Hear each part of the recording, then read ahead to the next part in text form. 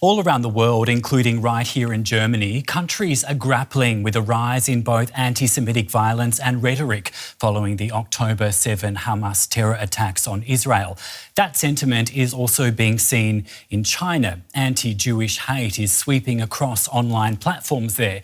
People are praising both Hamas and Adolf Hitler, for example, and posting anti-Israel abuse. In a country that normally heavily censors its internet, those comments are largely being allowed to stay up. I'll be speaking to our China analyst in a moment, but first, here's a look at the situation. At this press conference in Europe, there is grief and anguish for Chinese Israeli women kidnapped in the October 7th Hamas terror attack. But in China, an interview by Noah Argamani's mother met with hateful responses online. The most liked comment said, "I don't want to pay attention to her." Even more anti-Semitic attacks have flooded China's strictly censored internet since the Israel-Hamas war erupted. On Weibo, a microblogging platform like X, some nationalist influencers with millions of followers compared Israel's bombing on Gaza to the Holocaust in World War II. Some comments praised the late German dictator Adolf Hitler and his persecution of Jews. And on a map widely used in China, only the city Jerusalem has been labeled. The country name Israel has disappeared. The Israeli embassy temporarily closed its comment section over abusive posts, and its diplomat publicly expressed disappointment. Publicly, the Chinese government has repeated its stance against online hate speech. China's laws unequivocally prohibit promoting extremism, ethnic hatred, discrimination, and violence via the internet. But generally, Chinese censors wipe out online content not approved by the government. Yet, anti-Semitic comments related to the October 7 terror attacks by Hamas have lingered for weeks. We can break this down now with DW News Asia analyst Clifford Coonan. Clifford, hi there. I guess it's important to point out that anti-Semitism online isn't just a problem in China, but how widespread is it there? Well, I think with China, because it's such a big country, when you get examples like anti-Semitism online, you get big numbers as well because it's such a huge online population there. We saw last month how the state broadcaster, China Central Television, broadcast a clip showing about what it said was Israeli influence in the US elections.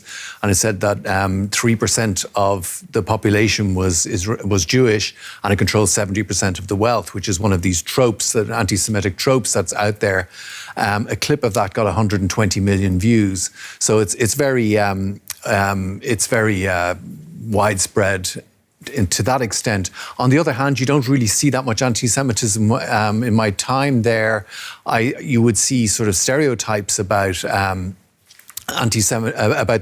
Israel and about the Jews, but they'd often be about business acumen and these sort of things, but they wouldn't have been hostile in any way. So in some ways, what happens in China is that things sort of pick up pace and they pick up heat. And until now, you've seen more examples of anti-Muslim behavior, particularly in Xinjiang, where you've had 1 million Muslims incarcerated. You've had imams having their beards shaved and being forced to drink alcohol because of China's repressive policies in Xinjiang. So in some ways, I don't think the anti-Semitic online behavior is typical as such, but it's certainly taken on a new pace since the recent Hamas attack on Israel. Yeah, I want to get onto that. If we can sort of take a bit of a broader look, spell out for us, what is China's official position on Israel and the Palestinians and then this wider conflict that you mentioned? Well, I think historically, China has been very pro-Palestinian. The People's Republic of China, so the communist China, has been very pro-Palestine. Chairman Mao Zedong helped support the Palestinian Liberation Organization during the 70s. In the 80s, a group of Israeli soldiers found all these documents, guerrilla instruction books from China. There's always been sort of backing as an agent against what China described as imperialism, and also in China's anti-US stance, which has been fairly common for many years. In recent years, that's changed, though. The attitude to Israel has become much more positive because of technological issues. Primarily, Israel has been able to help China's ambitions in terms of building up its technological prowess and things like that. So it's become much more pro. But in the last while, we've seen a definite change in stance. How do you think then these positions feed into public sentiment among Chinese people, in particular the anti-Semitism that you've been talking about? Well, I think one of the big factors that we've seen recently has been growing nationalism in China. And that nationalism tends to manifest itself as being anti-US. And Israel is seen very much as a very close ally of the US. So I think a lot of it is feeding out of that. In some ways, it's kind of been almost weaponized to a certain extent. And we've also seen China's growing closeness with Russia, with Iran, with these other actors who are very anti-Israel. So a lot of these things are kind of coalescing together, and it's feeding into a broader coalition of thought within China that would be anti-Israel. China's internet censors are known, of course, to be very, very rigorous, but it seems, as we've seen in that report, not in this particular instance. Why do you think that is, and what could that signal? Well, I think with China, the level of control of the internet is total. I mean, it's very, very... If there's anything sensitive, it can be taken down. Anything sensitive that gets left up there, you have to presume there's some kind of tacit approval, either for the sentiment in the message that's left up there, or whether they just want it out there to create a debate. But basically, if there's anything that they feel harmful to Chinese interests, it will be removed, and within hours. So that would suggest that there is some kind of interest in maybe, while China says, you know, it's neutral, it still hasn't condemned Israel's attack Hamas's attack on Israel. And you know, so its neutrality seems to be not the neutrality that it appears, and a lot of that can be seen with the way that these comments that are left online are left online.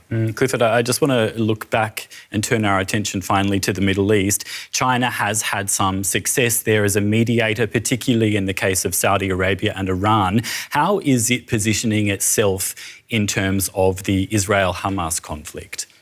Well, I think we saw in the Ukraine conflict that China is keen to put itself forward as a broker there, and it's similarly suggested that it could perhaps be an honest broker in the Israel-Hamas conflict. However, this is slightly undermined, just as it was in Ukraine, by the fact that its interests, it's not entirely neutral. Like we were saying, that it hasn't condemned the Hamas attack on Israel, and it talks very much more about the bombing of Gaza. So its focus is slightly different. Just as in Ukraine, its focus was much more, even though it says it's neutral there, it's a pro-Russian neutrality, sort of a tacit support. And I think that undermines China's role as a possible mediator, despite its successes, as you point out, in other areas of the Middle East. So something will have to change within China's approach to the Middle East if it's going to be seen as an honest broker there. Great to get your insights. DW News Asia analyst Clifford Coonan. Clifford, thanks.